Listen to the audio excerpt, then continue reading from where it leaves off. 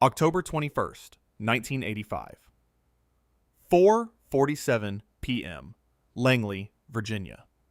The autumn light slants through Venetian blinds in the CIA's Soviet Counterintelligence Division, carving the office into bars of gold and shadow. Outside, the trees blaze orange and red, but inside room 4, E46, the air conditioning hums at a constant 68 degrees, and the temperature never changes. Special Agent Dan Warren sits at his gray steel desk, rolling a cigarette between his fingers. Unlit, just fidgeting, when the interoffice envelope lands in his inbox with a soft thud that somehow sounds wrong. The envelope is unmarked except for a single red stripe along the seal. Warren's trained eye catches what civilian workers wouldn't notice. The stripe runs horizontal, not vertical. Horizontal means eyes only from the Office of Security. Vertical means routine administrative transfer. And he's been with the agency 19 years, long enough to know that nothing arriving at 4:47 on a Monday afternoon with a horizontal red stripe is routine. He opens it carefully, though his hands don't shake. They never shake anymore. Inside is a single 8x10 photograph, black and white, grainy as if shot from distance with a telephoto lens. The image shows a man in a dark overcoat standing beside a silver Volvo sedan, driver's side door open, one hand on the roof. The man's face is turned 3/4 toward the camera, captured in profile sharp enough for identification. Behind him, barely visible in the photograph's depth of field, is a park bench where another figure sits reading a newspaper, face obscured. Warren recognizes the location immediately. Fort Marcy Park, McLean, Virginia. Less than 6 miles from where he sits right now. He recognizes the man beside the Volvo too. The man is Aldrich Ames, counterintelligence officer, Soviet Operations Division. The man Warren shares coffee with every Tuesday morning in the 7th floor break room. The man who, 3 weeks ago, brought homemade banana bread his wife baked, laughing about how Rosario was trying to become more domestic, more American. The man standing beside a $60,000 Swedish automobile that costs more than 3 times his annual government salary. Warren stares at the photograph and feels something cold settle in his chest, heavy as a stone sinking through dark water. There's no note attached, no explanation, just the photograph and the silence of the office around him, where other analysts type reports and shuffle paper and prepare to go home for dinner, unaware that the foundation of everything they've built over the past decade might be crumbling beneath their feet. He turns the photograph over. On the back, stamped in red ink, source FBI/WFO, surveillance team, date September 15th, 85. Subject, Ames. Aldrich H. Warren sets the photograph face down on his desk and picks up his phone. His hand still doesn't shake, but when he speaks, his voice comes out quieter than he intends. This is Warren, counterintelligence. I need to see Worthen immediately. The response crackles back. He's in a meeting until 6. Tell him it can't wait. He hangs up and looks at the photograph again, this time noticing details he missed before. The angle of Ames's shoulders, slightly hunched as if carrying weight. The way his free hand hangs at his side. Fingers curved inward, tense. The expression on his visible face. Not quite fear, not quite satisfaction, but something in between. The look of a man who has made a choice and is living inside the consequences of that choice, for better or worse, without the possibility of turning back. Outside, the sun continues its slow descent. Somewhere in Moscow, it's already past midnight, and men in warmer offices are reading reports compiled from information that Warren suspects, though he doesn't yet know, can't yet prove, came from this building, from these files, from the desk of a man he trusted. The photograph lies on Warren's desk, like evidence of a murder not yet discovered, a crime still unfolding in real time, and the office temperature remains exactly 68 degrees, while everything else begins to fall apart. For most of the 1980s, the Central Intelligence Agency believed it had a problem, but the problem had a name, and the name was security protocol. After the catastrophic compromises of the 1970s, the revelations of Watergate, the Church Committee investigations, the exposure of assassination plots, and illegal domestic surveillance, Langley spent years rebuilding trust through bureaucracy, new safeguards, stricter compartmentalization, mandatory polygraph examinations every 5 years. A system designed to prevent exactly what was, unknown to nearly everyone, already happening. Aldrich Ames joined the CIA in 1962, the son of a CIA officer. He recruited directly from George Washington University, where he studied history and showed an unremarkable aptitude for foreign languages. His personnel file describes him as competent but not exceptional. Evaluations note his tendency toward procrastination, his casual disregard for filing deadlines, his habit of leaving classified documents on his desk overnight, minor infractions, the kind of sloppiness tolerated in an organization where brilliance mattered more than precision, where officers were expected to be cowboys, not accountants. By 1985, Ames holds the position of counterintelligence specialist in the Soviet East European Division, responsible for analyzing KGB operations and managing agency assets operating inside the Soviet Union. He has access to the identities of American agents in Moscow, their communication schedules, and their dead drop locations, their biographical details. He knows which Soviet officials have been turned, which military officers pass documents to CIA handlers in dark Vienna cafes, which scientists photograph missile schematics in Leningrad laboratories. He sits at the center of an intelligence web that took 2 decades to construct, and he knows every strand, every connection, every vulnerability. What the CIA believes in 1985 is that the Soviet Union, under new General Secretary Mikhail Gorbachev, is entering a period of potential instability that American intelligence can exploit. What they believe is that their network of agents inside the USSR, code names like GT/Prologue, GT/Median, GT/COWL, GT/Fitness, represents the most valuable intelligence apparatus since the breaking of the Enigma code. But what they believe is that these agents are safe, protected by layers of operational security refined over years of tradecraft evolution. What they don't yet understand is that Aldrich Ames has been working for the KGB since April. The official story, the one that CIA Director William Casey receives in briefings throughout 1985, focuses on success. The agency is winning. Soviet defectors arrive in the West with increasingly valuable information. Technical collection, satellite imagery, signals intelligence, communication intercepts, provides real-time data on Soviet military deployments. Human intelligence networks penetrate the Soviet Ministry of Defense, the GRU Military Intelligence Directorate, even the upper echelons of the KGB itself. The Cold War, after decades of stalemate and proxy conflicts and nuclear brinkmanship, it appears to be tilting in America's favor. At stake is not merely intelligence advantage, but the fundamental structure of global power. The Soviet economy, burdened by military spending and agricultural failures and technological backwardness, teeters on the edge of crisis. Western analysts believe, correctly, that the USSR cannot sustain both its military empire and its domestic population much longer.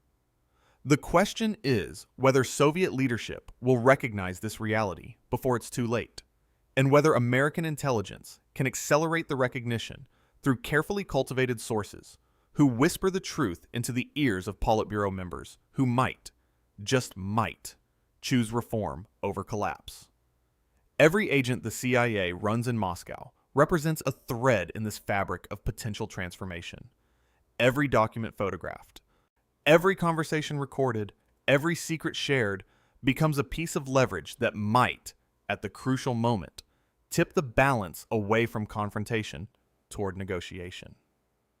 The intelligence isn't just information.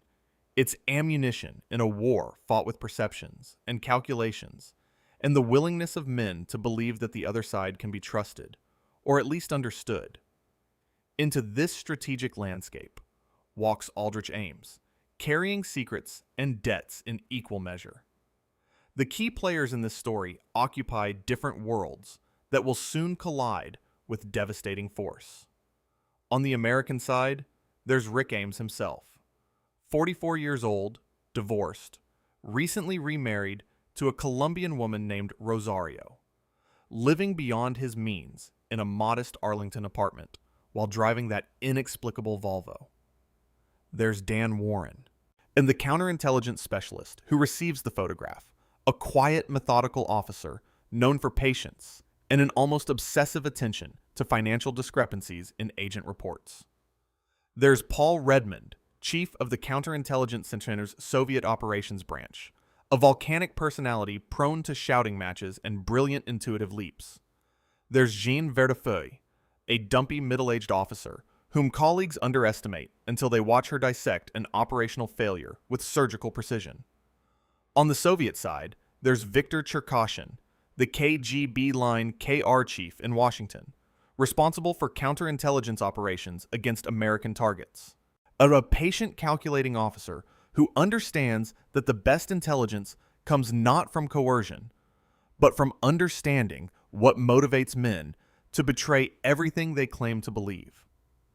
There's Rem Krasilnikov, head of the KGB's American department in Moscow, orchestrating the exploitation of Ames's information with careful deliberation, ensuring that the Americans don't notice the pattern of losses too quickly. There's Vitaly Yurchenko, a KGB officer who will defect to the United States in August 1985, providing information that should have exposed Ames, but somehow doesn't, a failure of analysis that will haunt the CIA for years. What they all share, across the divide of ideology and nationality, is a belief that intelligence work operates according to certain rules, certain patterns, certain predictable behaviors.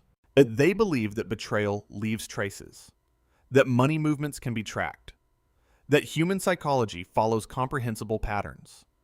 They believe that if you watch carefully enough, ask the right questions, analyze the data with sufficient rigor, the truth will eventually reveal itself.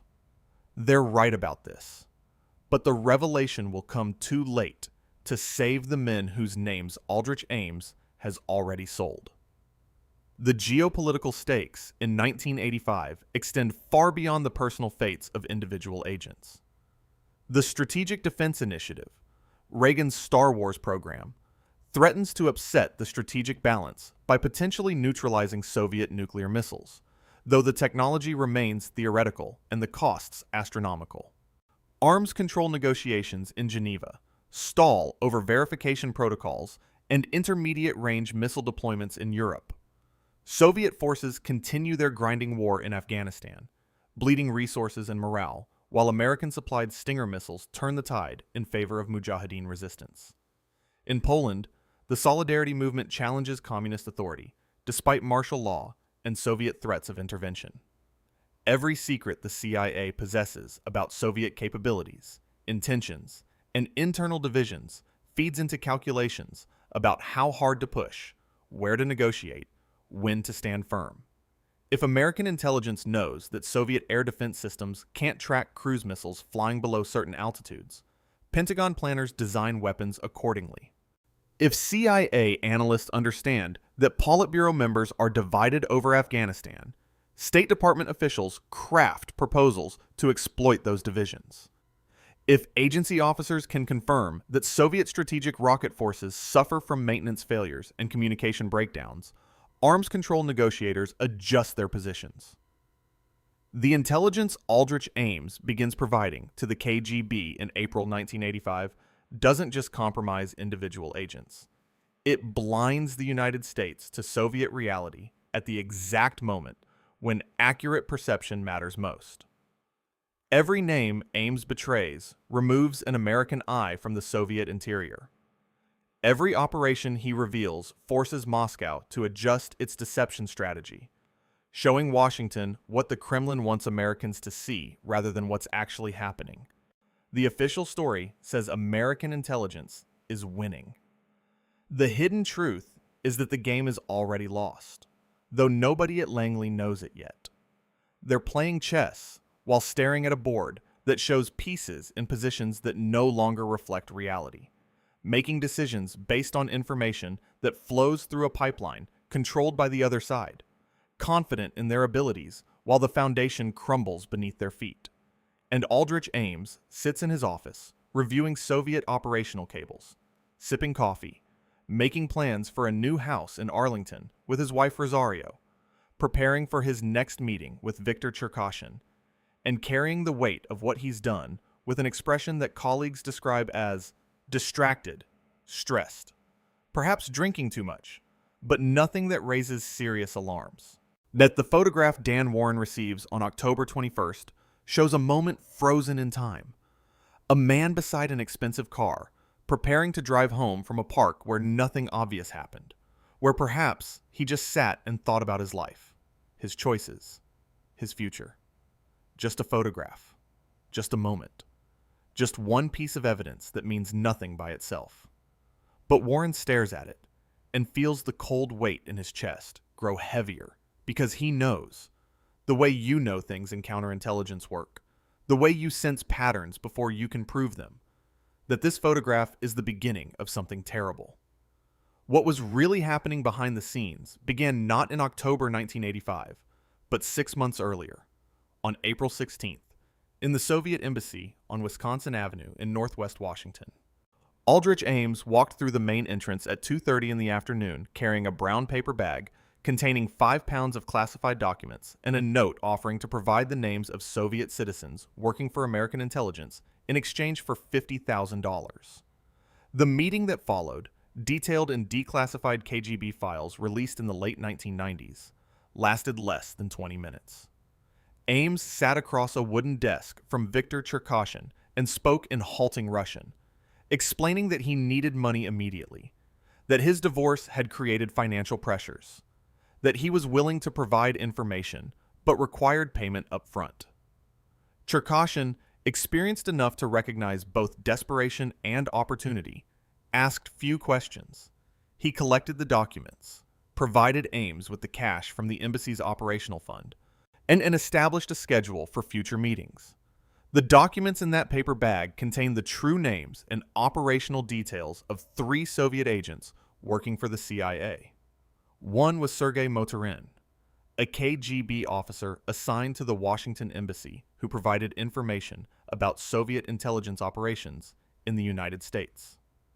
Another was Valery Martinov, also KGB, also Washington-based, who reported on Soviet efforts to recruit American military personnel.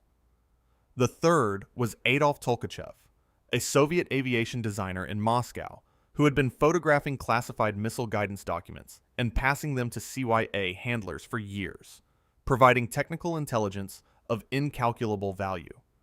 Within 72 hours, all 3 men were under surveillance in Moscow. Within 6 weeks, all 3 were arrested, and Tolkachev was executed in September 1986. Motorin and Martinov were executed in 1987, shot in the basement of Lubyanka prison after perfunctory trials held in secret. The chess game between CIA and KGB, which American intelligence officers conceptualized as a careful contest of moves and countermoves, became something else entirely after April 16, 1985. It became what intelligence professionals call a controlled opposition scenario. One side believes it's playing a competitive game, while the other side actually controls the board. Every move the CIA made, every new agent recruited, every operation launched, every communication sent, flowed through systems that Aldrich Ames could observe and report.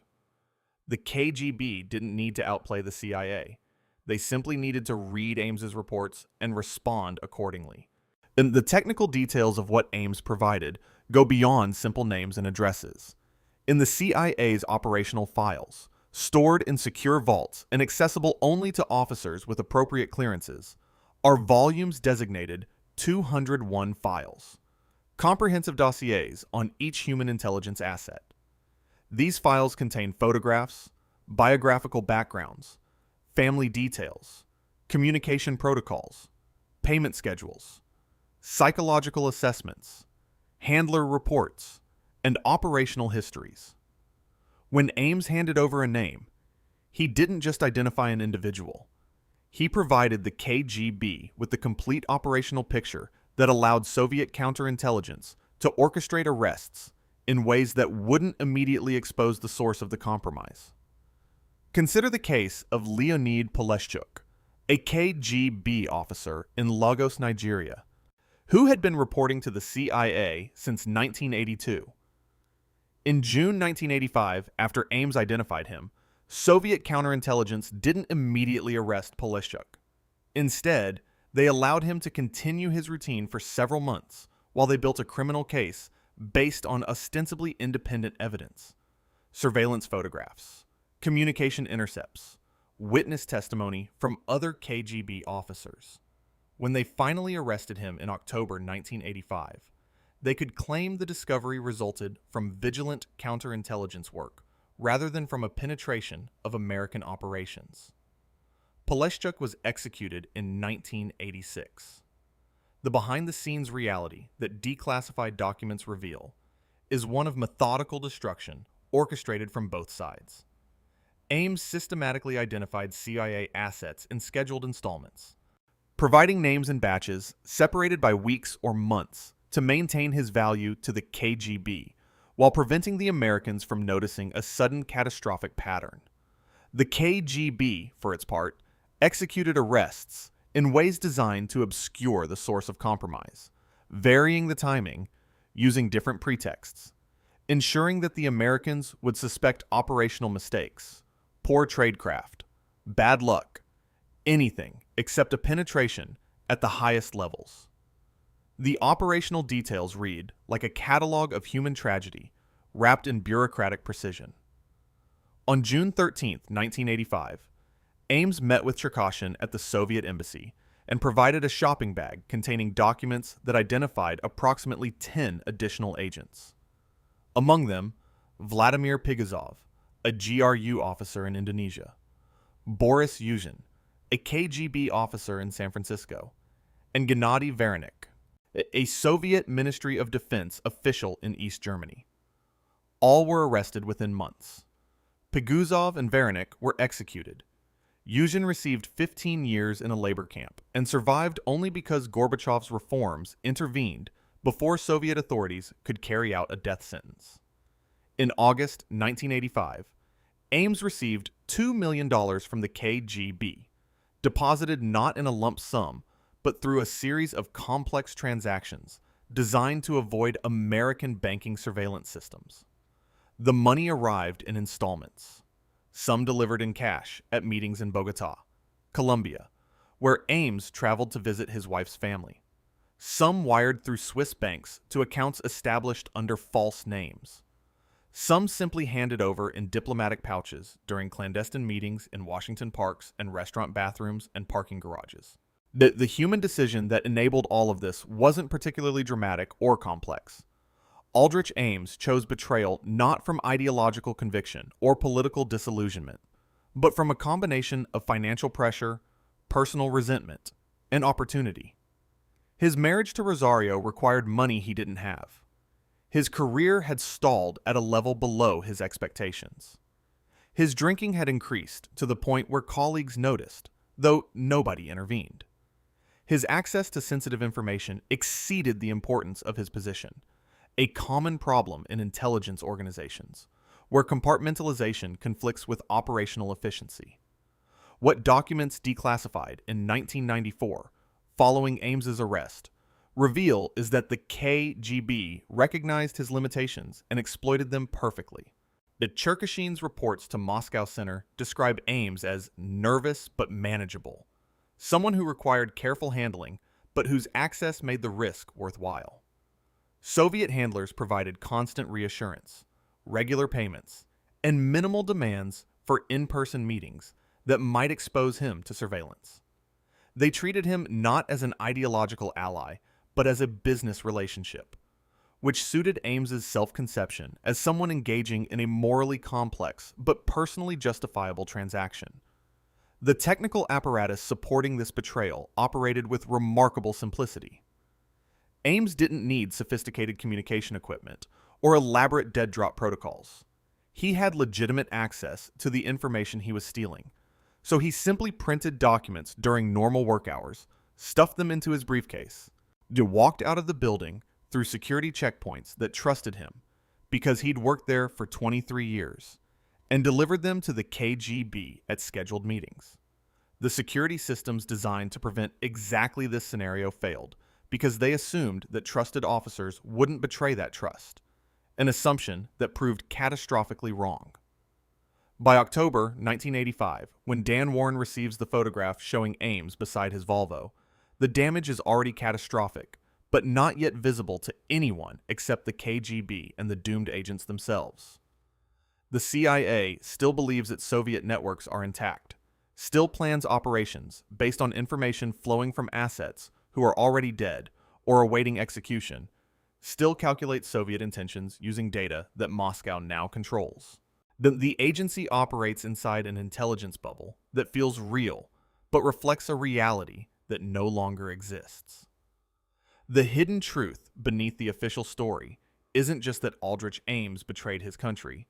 Betrayal happens. Spies get caught. The game continues. The hidden truth is that the betrayal was possible because the CIA's security systems, designed to prevent external penetration, never adequately addressed internal threat. Ames wasn't a cunning mastermind who outwitted sophisticated defenses. He was a mediocre officer with financial problems and drinking issues who walked through security checkpoints carrying classified documents because nobody imagined that someone like him, someone who seemed so ordinary, could be doing something so devastating. The chess game wasn't won through brilliant Soviet strategy, but through American complacency and organizational dysfunction. The KGB didn't crack the CIA's security.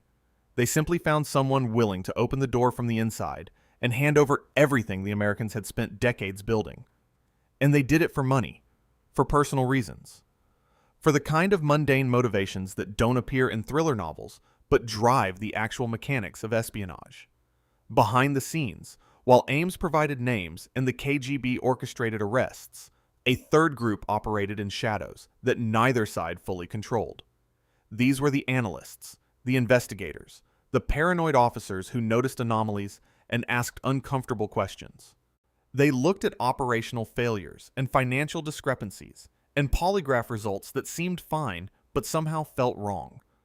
And they assembled files that would eventually, years too late, point toward the truth.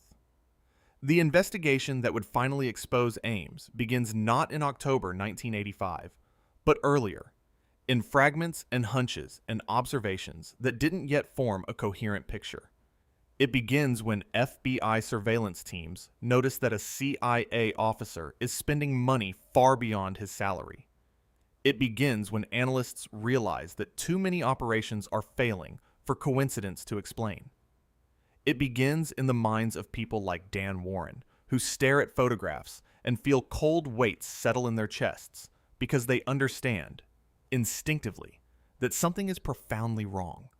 But understanding that something is wrong and proving what it is are different problems entirely, and the gap between suspicion and evidence will cost more lives before it finally closes. The turning point arrives not as a single dramatic moment, but as an accumulation of disasters that forces the CIA to confront what it has refused to see. Between June and November 1985, virtually every major CIA asset operating in the Soviet Union disappears. Operations that had run smoothly for years suddenly collapse. Communication schedules go silent. Dead drops remain uncollected. Agents miss meetings, fail to signal, vanish into the Soviet security apparatus without trace or explanation. The pattern is so comprehensive, so devastating, that initially it seems impossible. Intelligence organizations expect occasional losses. Agents get sloppy. Counterintelligence gets lucky. Operations fail. But the wholesale destruction of an entire network suggests something more catastrophic than bad luck or poor tradecraft. It suggests compromise at the source, penetration at the highest level, a betrayal so complete that the normal rules of espionage no longer apply. In late 1985, the CIA's Soviet division convenes what will later be described as a crisis meeting, though the term doesn't appear in official minutes. Paul Redmond, never one for diplomatic language, puts the situation bluntly. We're fucked. The Soviets are rolling up our networks faster than we can understand why. Either their counterintelligence has achieved godlike powers, or we have a serious problem inside this building. The official response is to form a task force. Intelligence organizations always respond to crisis by creating committees. And in October 1985, the Counterintelligence Center establishes what becomes known as the Special Task Force, charged with investigating the operational failures. The task force includes Dan Warren, Jean Vertefeuille, and 3 other officers selected for their analytical skills and institutional memory. They're given access to operational files, surveillance reports, financial records, and polygraph results. Their mandate is to find the source of the compromises and stop the bleeding. What they discover, slowly and painfully over months of investigation, is that the problem is both simpler and more complex than anyone imagined. But the simplicity lies in the fact that almost all the compromised operations trace back through a single common denominator: officers in the Soviet division who had access to the relevant information. The complexity lies in the fact that dozens of officers had such access, and distinguishing the guilty from the innocent requires analysis that borders on the impossible. The human decision that changes everything happens not in a moment of heroic clarity, but in the grinding persistence of investigation. Jean Vertefeuille, working through financial records with the enthusiasm of an accountant auditing tax returns, notices that Aldrich Ames's bank deposits don't match his salary. The discrepancy isn't huge, a few $1,000s here, a few thousand there, but it's consistent and unexplained. She flags it for further investigation. Dan Warren, and meanwhile, pursues a different thread.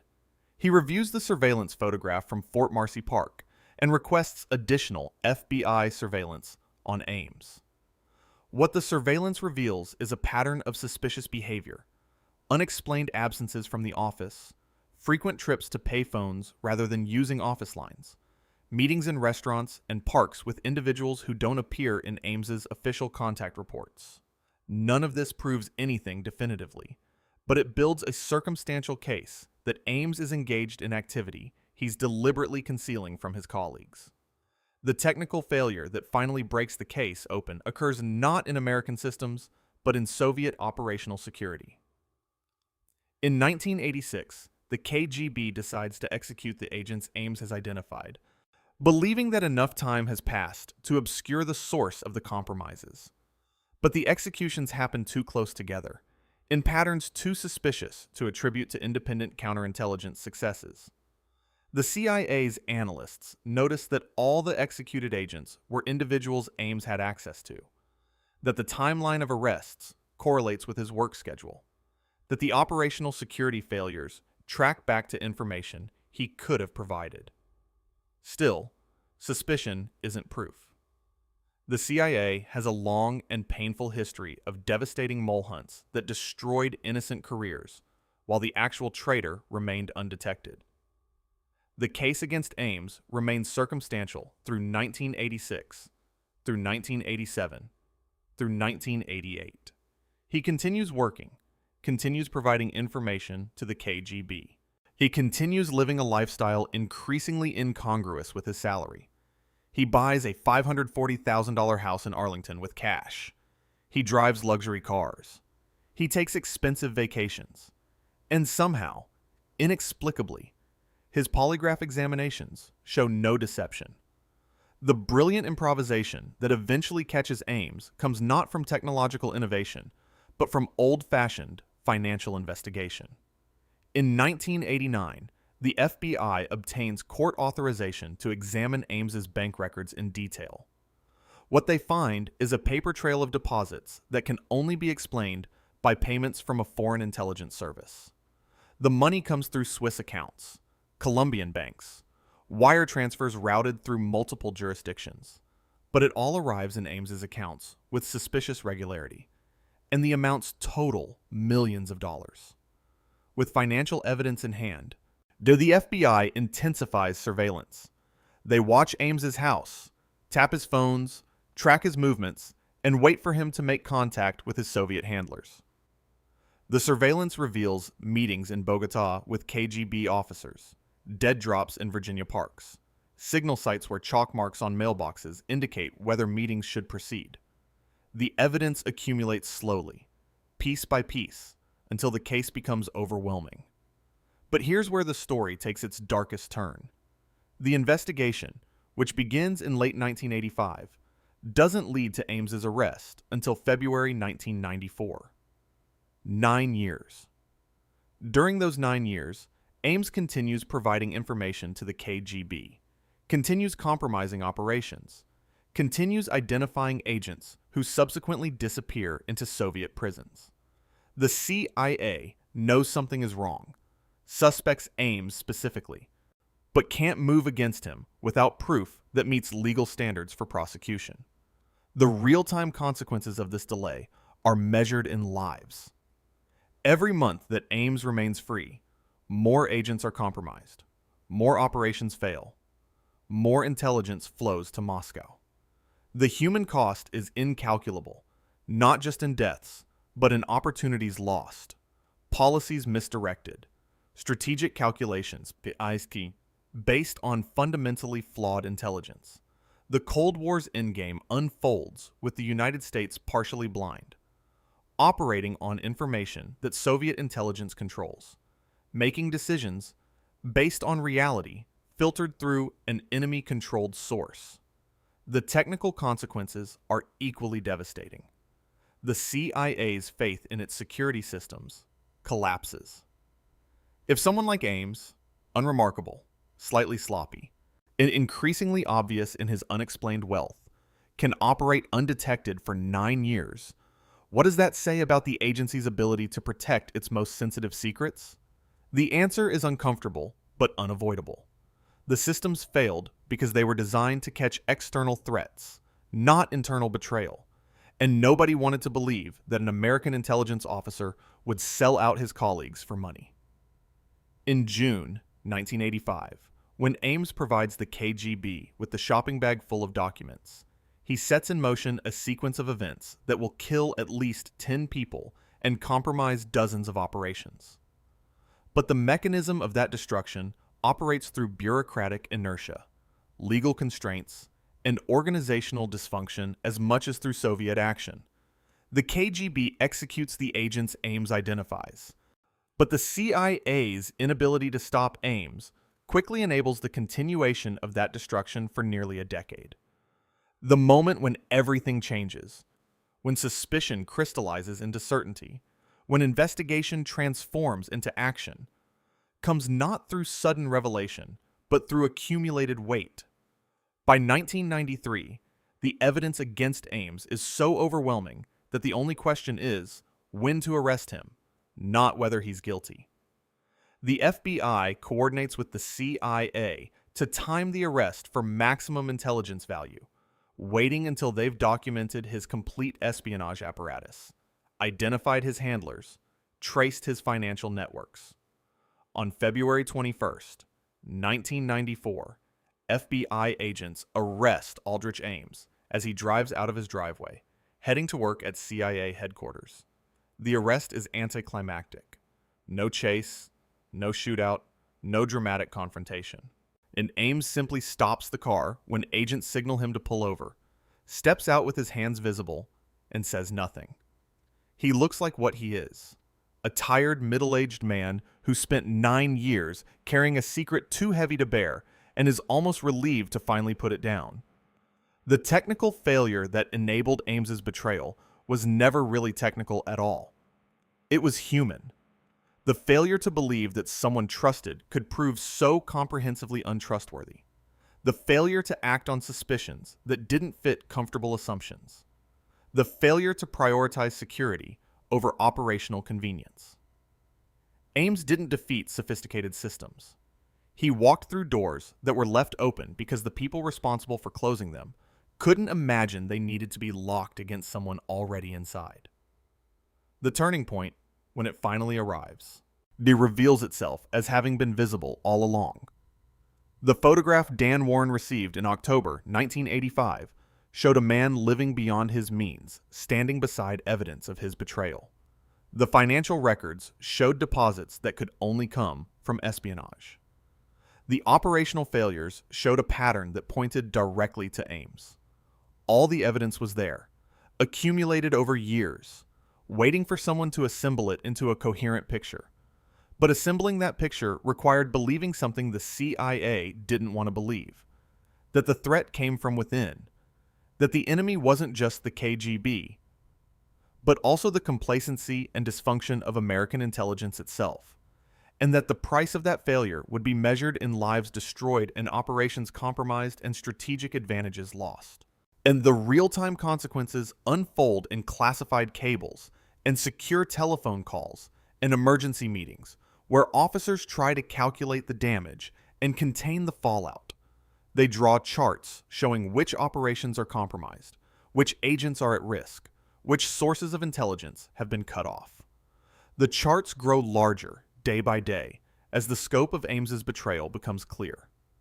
Eventually, the charts cover entire walls, a visual representation of an intelligence catastrophe unprecedented in American history. And through it all, the photograph remains in Dan Warren's file, showing a man beside a car in a park on an autumn afternoon, a single frozen moment that contained the truth if anyone had been ready to see it.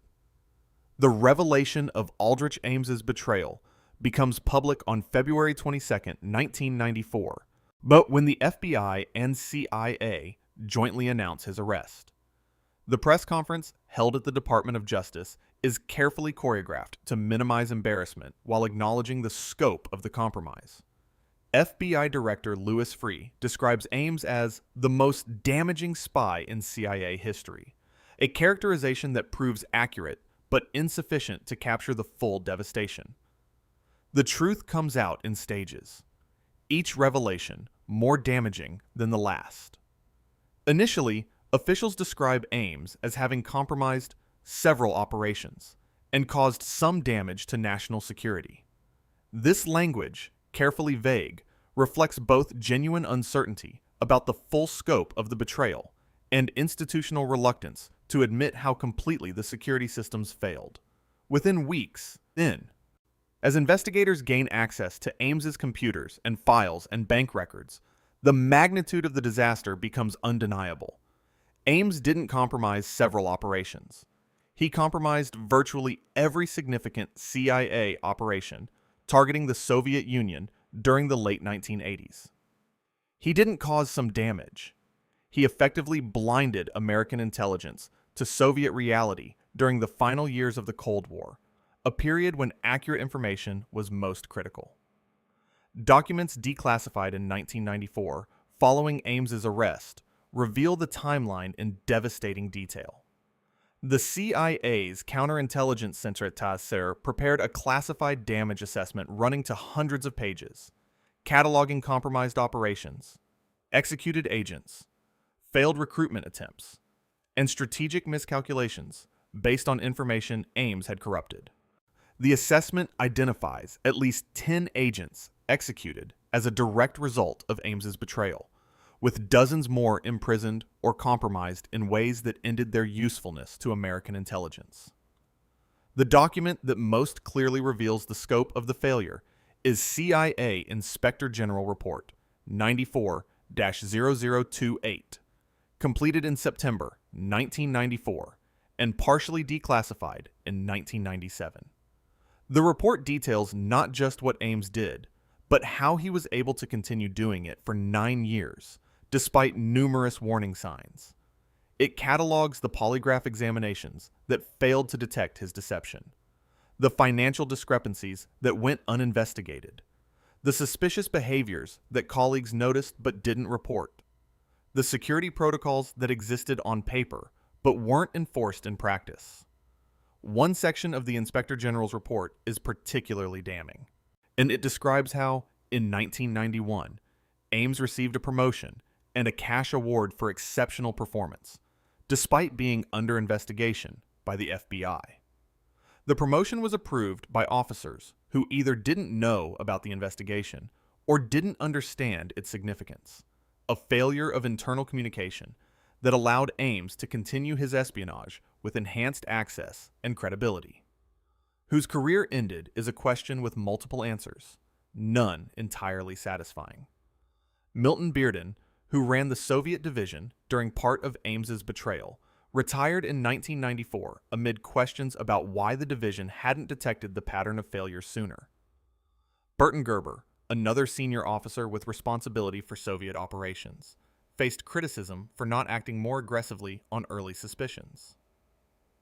Ted Price, though who headed the counterintelligence center, found his tenure overshadowed by the Ames case, despite having initiated the investigation that eventually caught him. But the career consequences extend far beyond senior officials.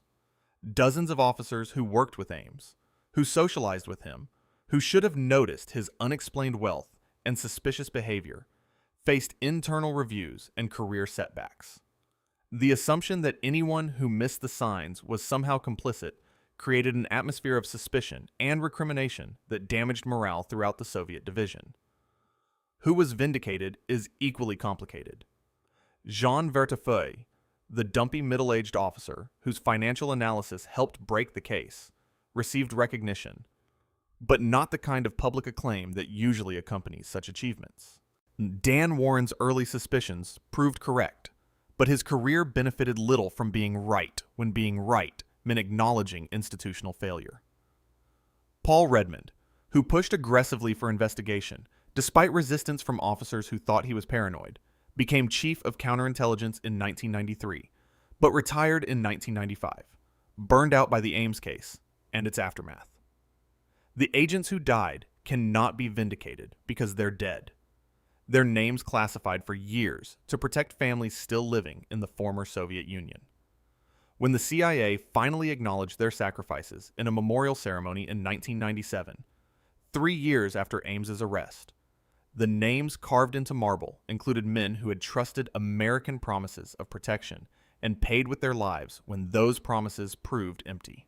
Declassified documents revealed that the KGB knew the CIA suspected a penetration as early as 1986. Soviet intelligence reports obtained after the Cold War show that Cherkashin and his colleagues carefully managed the timing of arrests to avoid creating patterns that would expose Ames. They executed some agents quickly to prevent them from revealing information, while allowing others to operate under surveillance for months to obscure the source of compromise. It was a careful calibration of destruction, designed to maximize intelligence gain while minimizing the risk to their most valuable asset. When documents finally emerged showing the full scope of what Ames had provided, the devastation was comprehensive. He had identified over 100 intelligence operations, compromised dozens of technical collection programs. They revealed communication protocols and tradecraft techniques that took decades to develop. The KGB didn't just learn about specific agents. They gained insight into how the CIA recruited sources, how it verified information, how it protected assets, how it prioritized targets. This strategic intelligence allowed Soviet counterintelligence to adapt its operations in ways that degraded American capabilities for years. Memoir excerpts from officers involved in the investigation appear in various books published after Ames's conviction. Jean Vertefeuille's account, published in Circle of Treason in 2012, describes the investigation as the most frustrating and heartbreaking work I ever did, watching the evidence accumulate while knowing that every day we delayed meant more people at risk. Dan Warren, interviewed for David Wise's Night Mover in 1995, says simply, "We knew, not from the beginning, but we knew by 1986, and it still took 8 more years. That's what I can't forgive. Not Ames, but ourselves for taking so long. Paul Redman's memoir, The Wilderness of Mirrors, published in 2001, offers a more philosophical reflection.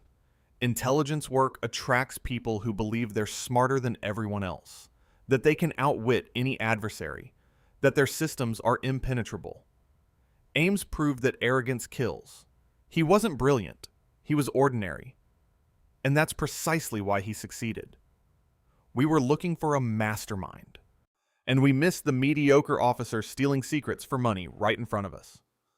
The moment when the truth fully emerged came not in the initial press conference, but in Ames's guilty plea and allocution in April 1994. Standing before Judge Claude Hilton in a federal courtroom in Alexandria, Virginia, Ames admitted to conspiracy to commit espionage and tax evasion. As part of his plea agreement, he was required to provide a complete debriefing to the CIA and FBI, revealing everything he had done, everyone he had met, every document he had provided. The debriefing sessions, conducted over weeks in secure facilities, produced transcripts that remain largely classified. But the portions released under Freedom of Information Act requests reveal a man struggling to justify unjustifiable actions. Ames describes his initial contact with the KGB as a solution to financial problems that seemed overwhelming at the time. He characterizes subsequent betrayals as maintaining a relationship that I couldn't safely exit. He expresses regret not for the agents who died, but for the consequences to my family and my own life. What emerges from the debriefing transcripts is a portrait of moral vacancy rather than ideological conviction. Ames didn't betray his country because he believed in Soviet communism or disagreed with American foreign policy.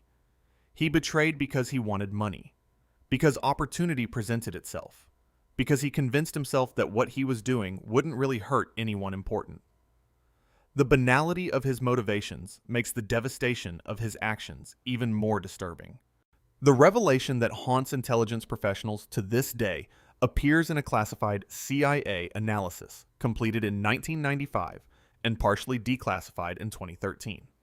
The analysis concludes that Ames's betrayal was entirely preventable, and that existing security protocols, if properly enforced, would have detected his espionage within months rather than years. In other words, the system worked in theory, but failed in practice because the human beings responsible for implementing it made assumptions, cut corners, and prioritized convenience over security. When the truth finally came out completely, stripped of initial spin and institutional defensiveness, what it revealed was a failure cascade. Ames's betrayal was the triggering event, but the real disaster was the CIA's inability to detect and stop it quickly. And that failure stemmed from organizational culture, bureaucratic dysfunction, inadequate security enforcement, and the kind of complacency that assumes threats come from outside rather than inside. The truth about Aldrich Ames is that he wasn't exceptional. He was ordinary, and that ordinariness, combined with extraordinary access and institutional failure, produced catastrophic results. The revelation is as much about the CIA's vulnerabilities as about Ames's actions, a mirror reflecting institutional weaknesses that the agency had refused to confront until forced by disaster. The lasting impact of Aldrich Ames's betrayal extends far beyond the immediate operational losses, reshaping American intelligence practices in ways that persist into the present day. The catastrophe forced the CIA to confront fundamental questions about security, trust, and the human vulnerabilities that no technological system can entirely eliminate. In the immediate aftermath of Ames's arrest, the CIA implemented sweeping security reforms.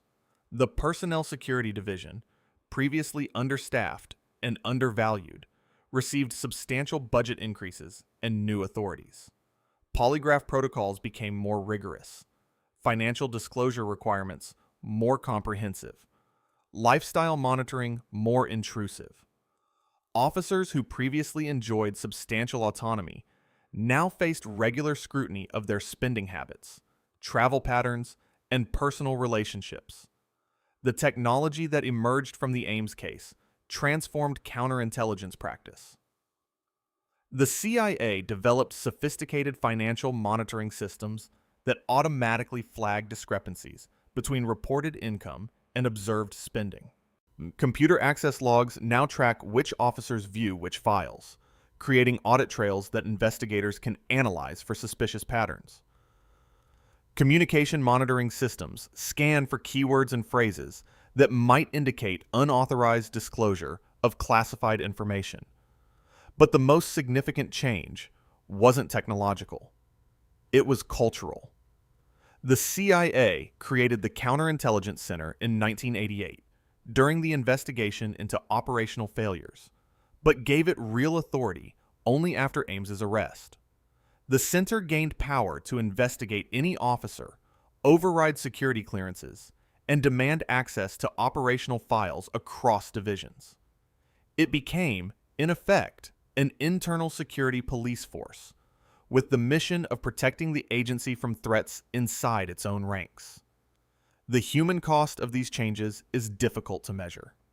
Intelligence officers who joined the CIA, expecting to fight external enemies, found themselves subject to constant internal scrutiny. Trust, the essential lubricant of clandestine operations, became a commodity in short supply. Officers learned to guard not just secrets from foreign adversaries, but also their own activities from colleagues who might report suspicious behavior. The culture became more cautious, more bureaucratic, more risk-averse. Policy changes stemming from the Ames case extended beyond the CIA to reshape American intelligence broadly. Congress passed the Intelligence Authorization Act of 1995, mandating new security protocols across all intelligence agencies. The law required regular polygraph examinations, random financial audits, and mandatory reporting of any contact with foreign nationals. It established criminal penalties for security violations that previously resulted only in administrative discipline. The geopolitical impact operated at multiple levels. During the critical years from 1985 to 1994, the United States conducted arms control negotiations, managed the Soviet Union's collapse, and shaped the post-Cold War international order while operating with compromised intelligence. Decisions made during this period about NATO expansion, nuclear weapons reduction, support for emerging democracies, were based partly on information that Soviet intelligence controlled through Ames. Consider the 1991 START Treaty negotiations, which established limits on strategic nuclear weapons. American negotiators believed they understood Soviet capabilities and intentions based partly on intelligence from sources Ames had compromised. Then the Soviets, knowing what the Americans thought they knew, could calibrate their negotiating positions to exploit misconceptions. The treaty that emerged was shaped by this asymmetry of knowledge, though quantifying the effect is impossible. The dissolution of the Soviet Union in 1991 occurred while Ames was still active, still providing information to Soviet and then Russian intelligence. American policymakers trying to understand whether the collapse was genuine or strategic deception, whether Gorbachev's reforms were sincere or tactical, whether the Russian Federation would emerge as a democratic partner or authoritarian adversary. All these crucial questions were analyzed using intelligence that Ames had helped corrupt. The policies that emerged from this period, including billions in aid to Russia and the expansion of NATO eastward, that were based partly on flawed intelligence.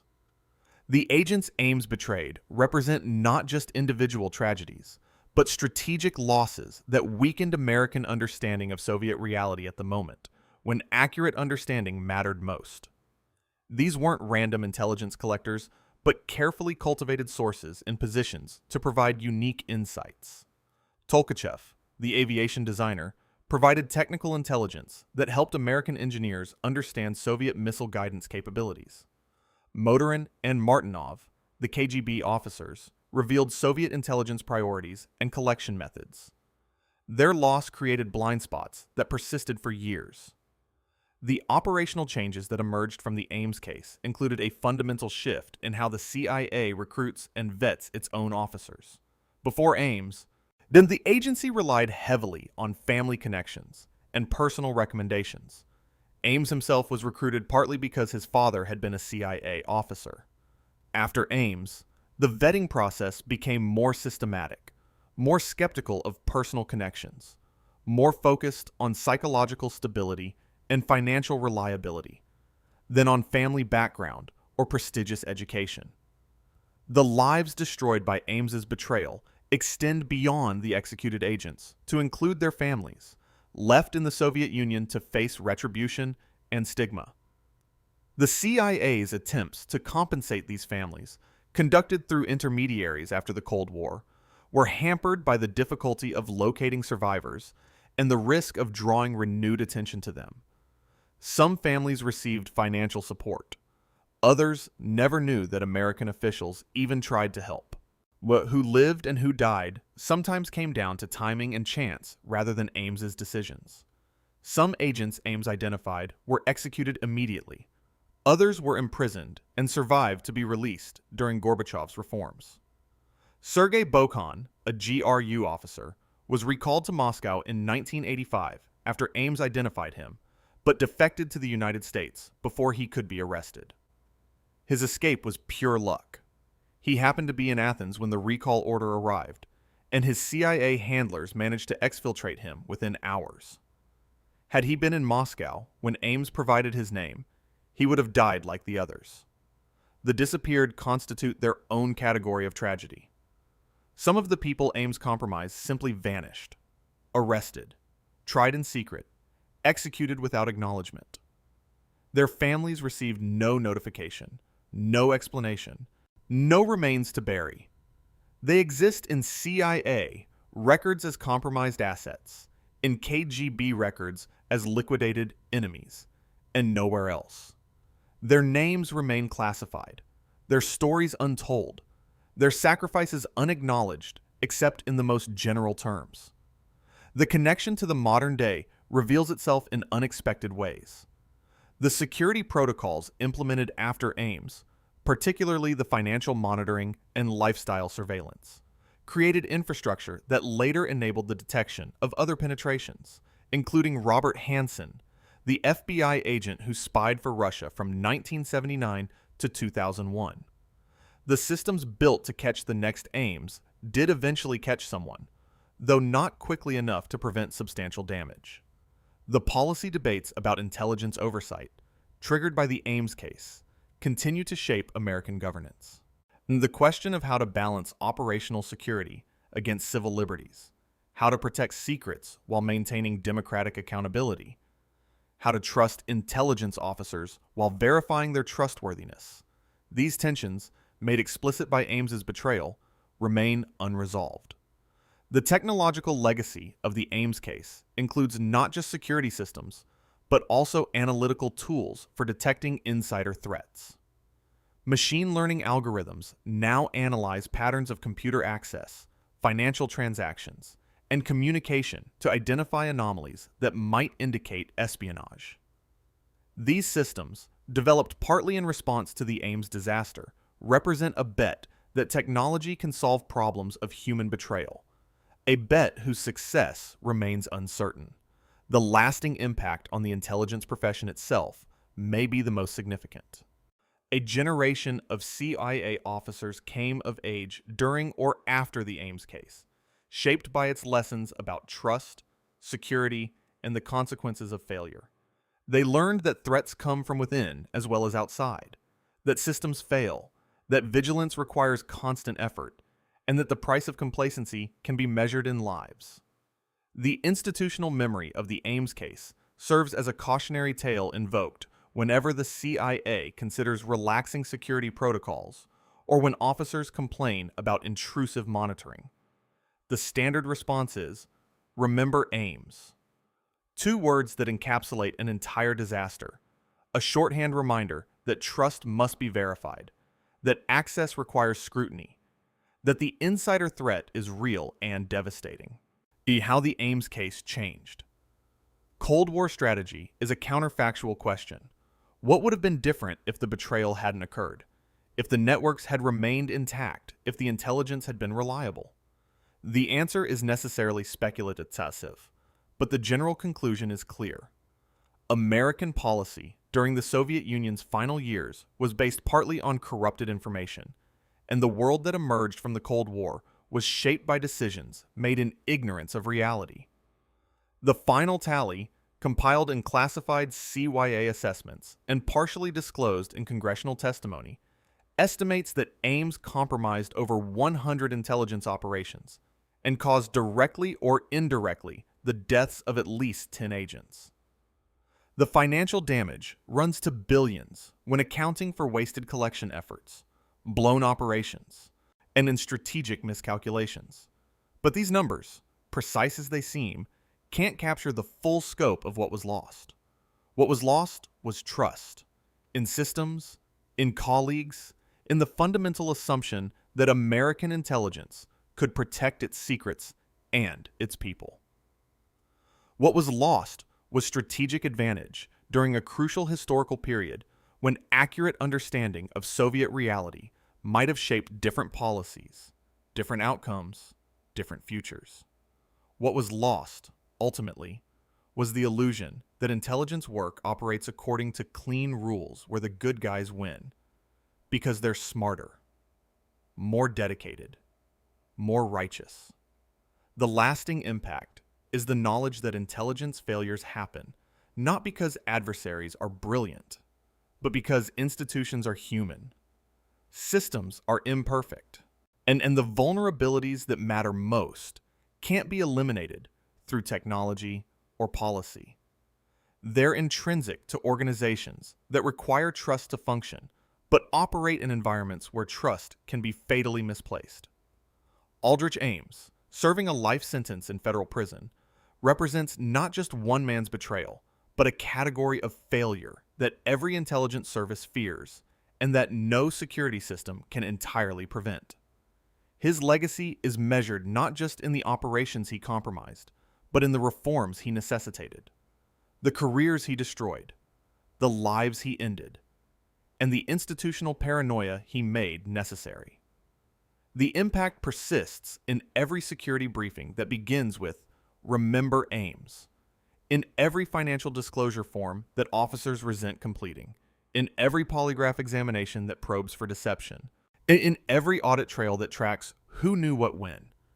The impact persists in the knowledge, uncomfortable but undeniable, that the greatest threat to American intelligence might always come from the inside, from the trusted colleague, from the ordinary officer with extraordinary access and insufficient character. January 12th, 2025. 3:30 a.m. Federal Correctional Institution, Terre Haute, Indiana. The prison library sits empty at this hour, fluorescent lights buzzing softly in the silence. On a metal shelf between worn paperbacks and outdated reference books sits a file folder, placed there by a corrections officer processing a Freedom of Information Act request. Inside the folder is a single photograph, black and white, showing a man beside a car in a park 39 years ago. The photograph exists in multiple copies now, in CIA archives, in FBI evidence rooms, in congressional files, in the private collections of officers who worked the Ames case. But this particular copy sits in a prison library, where Aldrich Ames, now 83 years old, occasionally spends his afternoons reading history books about the Cold War, about espionage, about the collapse of the Soviet Union he helped bring about, though not in the way he imagined. The world that exists outside these walls was shaped partly by what Ames did, and partly by what the CIA failed to do in response. The security systems protecting American intelligence are more rigorous now, more intrusive, more effective at detecting the kinds of financial anomalies that should have exposed Ames decades earlier. But they're also more burdensome, more paranoid, more corrosive of the trust that intelligence work requires. That the agents Ames betrayed remain dead, their names slowly being declassified as the Cold War recedes into history. Their families, scattered across Russia and the former Soviet republics, carry the burden of knowing that their loved ones died because someone they trusted decided that money mattered more than loyalty, that personal comfort outweighed professional obligation, that betrayal was simply a transaction without moral weight. The question that haunts the Ames case isn't whether he could have been caught sooner. The answer is obviously yes. The question is why it took so long, why the systems designed to prevent exactly this scenario failed so completely, why the institutional response was so slow despite mounting evidence. The answer to that question reveals truths about organizations, about human nature, about the gap between security protocols on paper and security practices in reality. In Moscow, in an office that overlooks Lubyanka Square, the building that once housed the KGB and now houses its successor, files documenting Viktor Cherkashin's recruitment and handling of Aldrich Ames sit in secure storage. They're classified still, probably will remain classified for years, protecting sources and methods, even though the operation ended decades ago. The files contain details that would answer questions American investigators still have, fill gaps in the timeline, explain decisions that seem inexplicable from the outside. But the files remain closed, and the full truth remains elusive. A common outcome in intelligence operations, where both sides have reasons to conceal as much as they reveal. The public record of the Ames case is comprehensive but incomplete, shaped by what governments chose to declassify and when, by what participants chose to remember and how, by the inevitable distortions that occur when secrets become history. The photograph of Ames beside his Volvo represents a moment when the truth was visible, but not yet acknowledged, when evidence existed but hadn't yet been assembled into proof, when the disaster was unfolding, but could still, theoretically, have been prevented.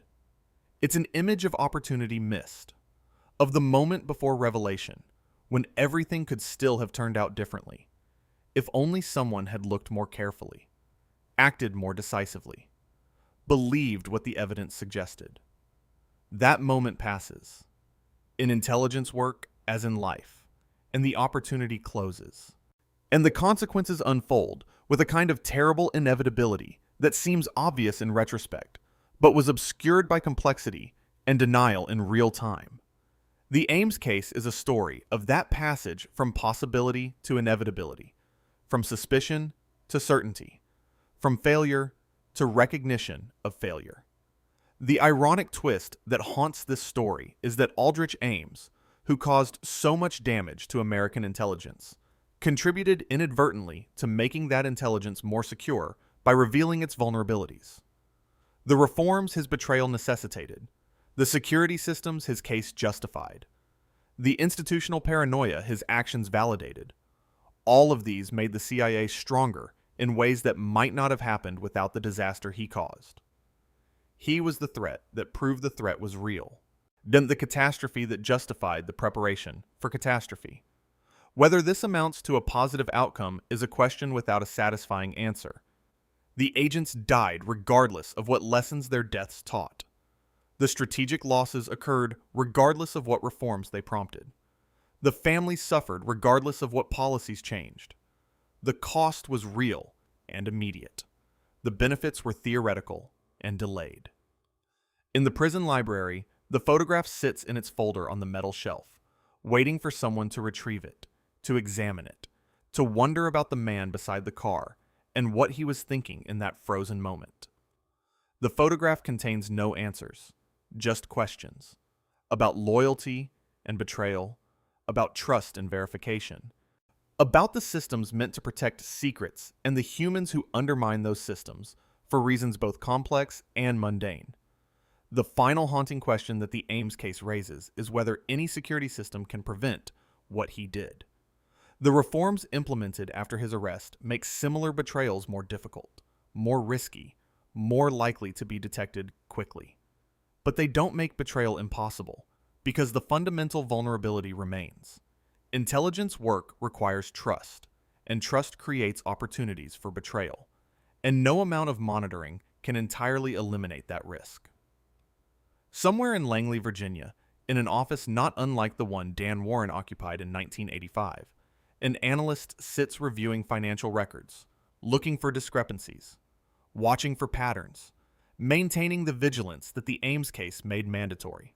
And the analyst doesn't know if the surveillance will catch anything, whether the current systems would detect another Ames, whether the reforms have solved the problem or just made it more difficult. But the analyst continues working, continues watching, continues searching for the next photograph that shows a trusted officer beside an expensive car, living beyond their means, carrying secrets they've decided to sell. Because the lesson of Aldrich Ames isn't that betrayal can be prevented, but that it must be detected. Not eventually, but quickly, before the photograph becomes evidence, before the suspicion becomes certainty, before the damage becomes catastrophic. The Cold War ended 33 years ago. The Soviet Union dissolved. The KGB became the FSB. The world changed in ways both profound and subtle. But the file folder in the prison library, the photograph it contains, and the question it raises remain unchanged. How do you protect secrets in a world where the greatest threat comes from the people you trust most? The answer, incomplete and unsatisfying, is that you watch, you verify, you never stop being vigilant. And you accept that sometimes, despite everything, someone will betray that trust, and people will die. And the only thing you can do is catch them before too many graves need to be filled. The photograph shows a man beside a car in a park on an autumn afternoon, and that's all it shows. All it can show. The rest, the betrayal, the deaths, the investigations, the reforms, the lasting impact, exists outside the frame, in the files and memories and institutional knowledge of organizations that learned, too late, that trust must always be verified and that the price of complacency is measured in lives.